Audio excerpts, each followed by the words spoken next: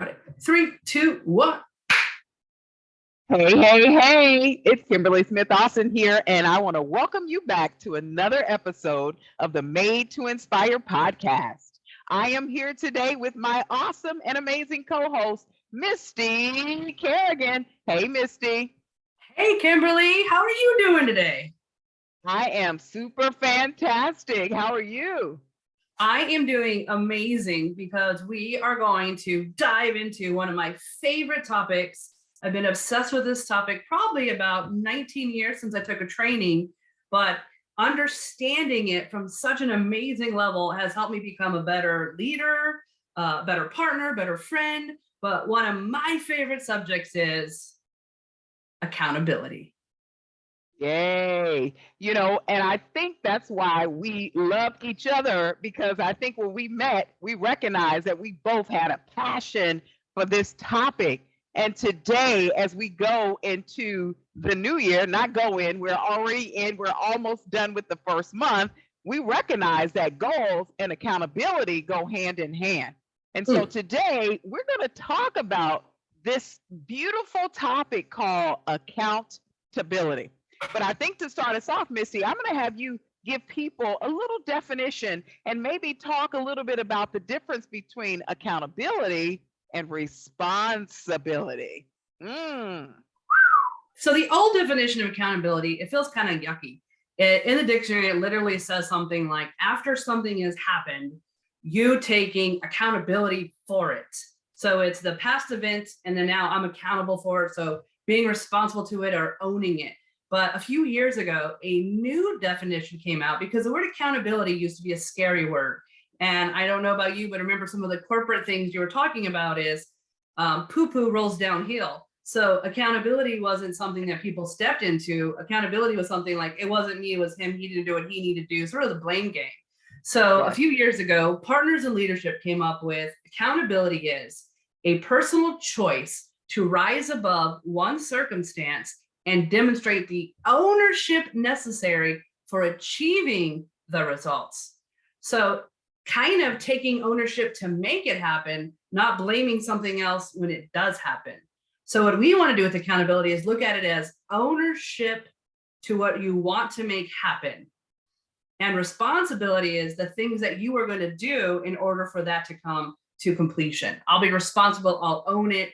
So these are the things that we want to get excited about. Whereas in the past, people have seen it as a negative thing. We want to flip it like we always do. We want to make it accountability is a positive thing that you want to step into, but also be known for. Absolutely. And I love that, because when we think about accountability, and this is something I say all the time, most people say, oh, I need an accountability partner. I need someone to hold me accountable. When you think about accountability, here's what we want you to know.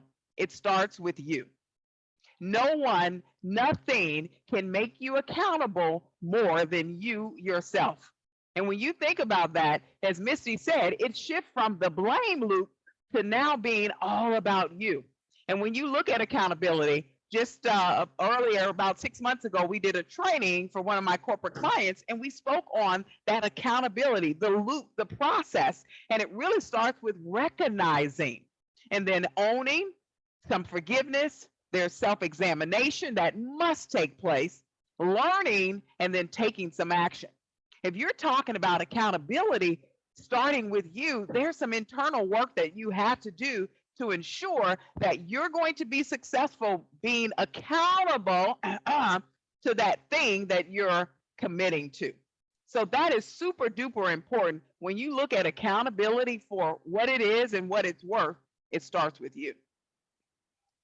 And I love that most times people, they are unaware or blame others. I didn't know. And then I know this comes in when we do a lot of HIPAA trainings, right? Which is to ensure that information stays confidential, and all companies have confidential information.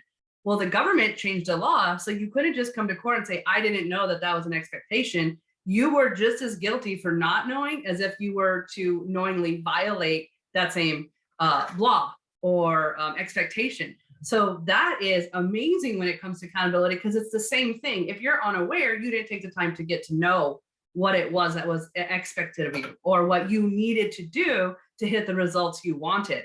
a lot of times people wait and see, right? When things get better, when after COVID happens. So taking away out, blaming others, pretending you're unaware, or staying ignorant on purpose, or waiting and seeing, accountability knocks those out, so you don't have those in a tool belt anymore to not feel so bad you didn't achieve your results.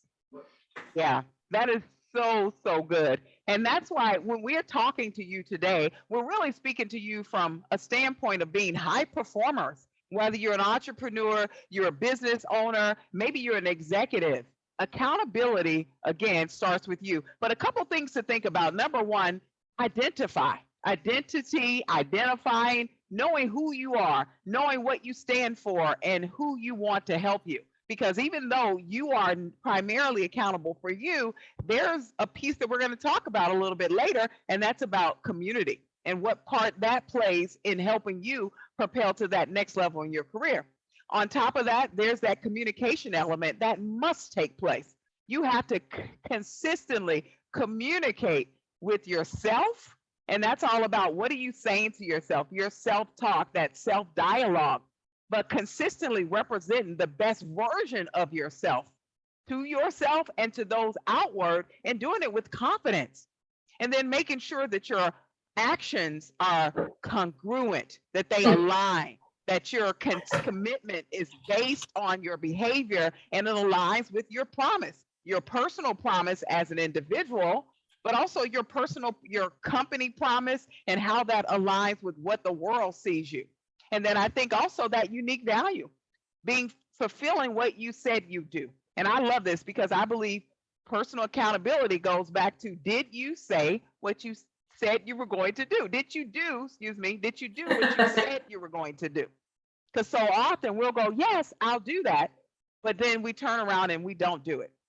And I'll tell you, it starts with you. I'll tell you a little story, and I've probably shared this before. My son, for the last 6 years, I've been running every single day, right? I made a commitment back in 2015 with one of my corporate clients, a corporate wellness program. I challenged them all to go run a day, walk or run a day. A mile a day.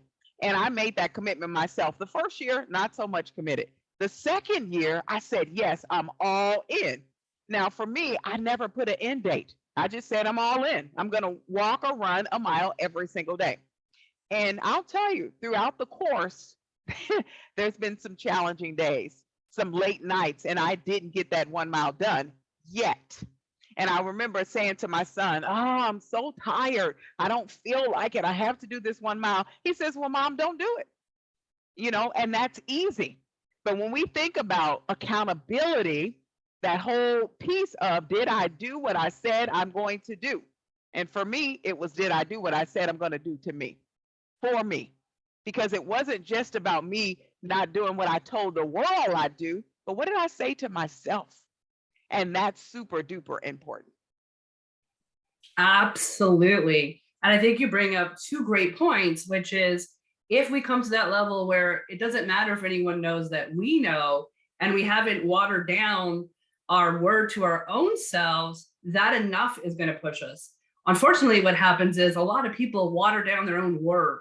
They'll make promises they know they're not going to keep, or they think little things like, oh, I'll just be 10 minutes late, or, oh, I could do that later, and I'll just tell them I didn't get it done. But it doesn't hurt. The other people are like, that's no problem. We're fine. But you're not fine with yourself when you keep kind of pushing that line out of what you said you're going to do. Well, I'll just do it later. Studies show us the more we do what we say we're going to do, the bigger things we're able to do. So that self-accountability piece, and we're going to be going over this more in different episodes because it's so important and ironclad into the success of everything you do, starts with you. And there is some things you could do if your word's not quite where it needs to be, because some people will do more for others than they will for themselves. So for me, writing a book took 2 years until I got into an accountability group, and then it took 3 months. So I did more in 3 months than I did in 2 years, because each week I had to show up and tell a complete bunch of strangers if I did what I said I was going to do, which definitely helped strengthen. And then the next book, me and Kimberly co-wrote together. I didn't need the accountability group. Well, I had Kimberly, but we set the things in place of what we found successful. So you might not always need a group or a person when you build your word in with yourself And that's what's so important about accountability is self-accountability. And then you're able to help and work with others and even build teams around accountability. I love that. Self-accountability.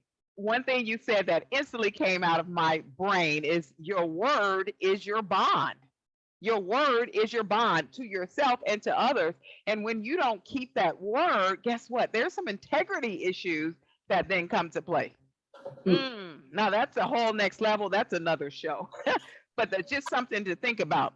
Now, here's the truth. American Society of Training and Development says that people have a 65% chance of completing a goal if they commit to someone else.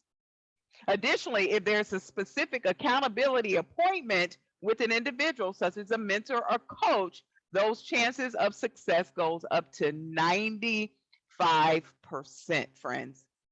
So self-accountability, but also accountability to others will transform the way you do anything, the way you do everything. So don't just leave things out to the wind, let it fly into the air. Make yourself accountable and have someone partner with you in the process, which brings us to our 3 action steps. We want to give you 3 action steps to help you become more accountable in this process called life. Whether it's business, whether it's work, whether it's school, no matter where you are or who you are listening to the show, we want to give you some tools that you can use. So the first one is be honest. I said be honest. And that's all about being honest with yourself. A lot of times we lie to ourselves. I don't know if you're guilty, and that's not something that we want you to answer, but something to think about. How often do you lie to yourself? It's the beginning of the new year. Number 1 resolution, health, wealth, and relationships. I'm not gonna eat chocolate cake ever again. Wait a minute. 2 weeks later, you're eating that chocolate cake. So you need to be honest with yourself and recognize how that honesty will play out in your results to your road to being more accountable. What can you stick to? What are you capable of doing? Now, that doesn't mean you can't stretch yourself and give yourself a stretch goal, but start with the point of honesty, assessing where you are and where you can go based on the current skills level. Number 2, Misty. Get committed. A lot of times we're just interested in losing weight. We're interested in maybe finding someone love out there. We're interested in getting in better shape.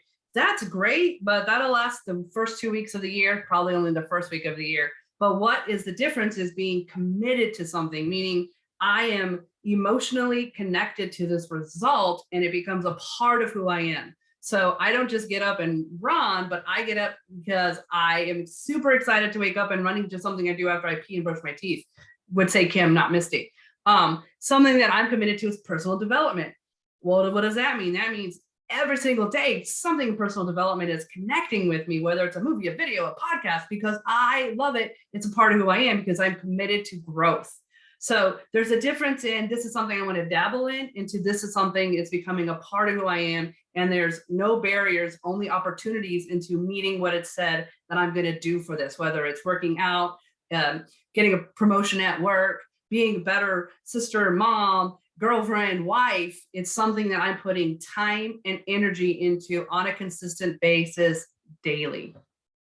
Yes, yes. And just to add to that a little bit, because this is one of my favorite quotes. I go on stages, keynote, all this, I always include it because commitment means staying loyal to what you said you're going to do long after the mood, the emotion you said in it has left you.